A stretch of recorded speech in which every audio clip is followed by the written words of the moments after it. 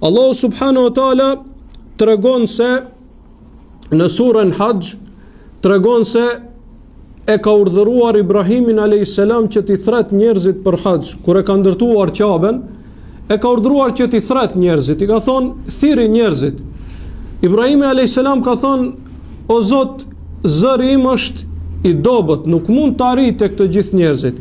Allahu subhanahu wa taala i thot ti thiri sepse ne do ta përcjellim thirrjen tënde. E tregon kët Allahu subhanahu wa taala në surën Hajj duke thënë wa adhin fi an-nasi bil hajj ya'tuka rijalan wa ala kulli damir ya'tina min kulli fajjin amik. Dhe ti thiri njerëzit për në Hajj, sepse do të vinë njerëz në këmbë, duke ecur në këmbë, po edhe të hympur mbi mjetet të udhëtimit. Ya'tina min kulli fajjin amik, dhe do të vinë nga të gjithë anët e botës.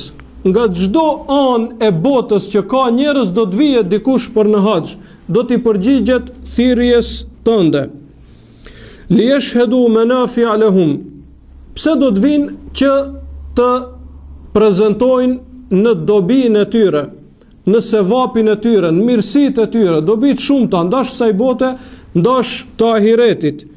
Wa yadhkuru ismallahi fi ayamin ma'lumat, dhe që ta përmendin Allahun në ditë të caktuara dhe të njohura.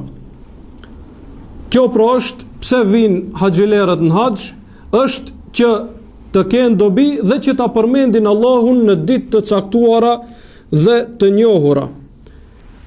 Transmetohet në tefsirin e Ibn Kathirit se Ibn Abasi rahimahullah ka thënë, ditët e caktuara që përmenden këtë ajet janë 10 ditët e Dhulhijhes. 10 ditët e Dhulhijhes. Pra, kjo ajet po i përmend këto 10 ditë dhe po i quan ditë të njohura, ditë të caktuara dhe të njohura. Pra, që janë të veçanta prej ditëve tjera, që veçohen prej ditëve tjera, nuk janë si ditët tjera.